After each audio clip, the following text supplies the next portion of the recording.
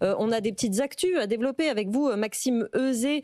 Déjà, on va s'intéresser aux cours et aux flux qui sont revenus dans le vert ces derniers jours, hein. Il y a même des paris hier sur le plateau. On disait que Bitcoin allait dépasser les 100 000 avant la fin de la semaine. C'est Alexis Bouvard qui nous disait ça chez Bitpanda. C'est vrai que c'est repassé dans le vert.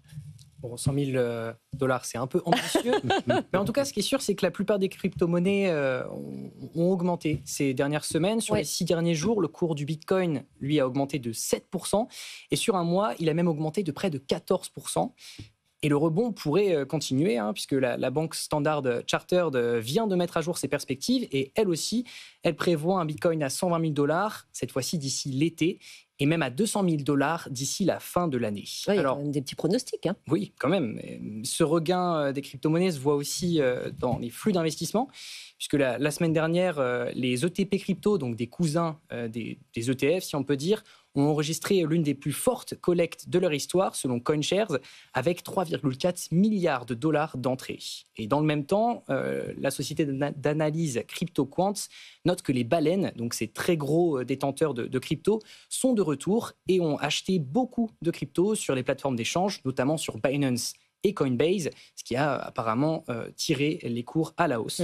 Et enfin, signe du retour de l'attrait pour les monnaies virtuelles, Libit, l'ETF de BlackRock, qui est donc le plus gros ETF Bitcoin au monde, a fortement collecté la semaine dernière, après plusieurs mois de décollecte, et il détient à présent près de 3% de tous les bitcoins en circulation. Alors c'est intéressant, pourquoi ça s'est reparti dans le vert comme ça? On va demander leur avis juste après à nos invités, mais est-ce que vous avez des pistes, des réponses à ça, Maxime? Alors, comme toujours, ce n'est pas facile à expliquer, il y a plusieurs théories.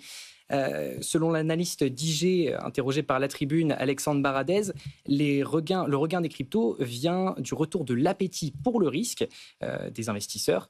Selon lui, les investisseurs reviennent donc sur le Nasdaq et sur les actions américaines et sur les cryptos, car il y a un apaisement dans la guerre commerciale portée par Trump.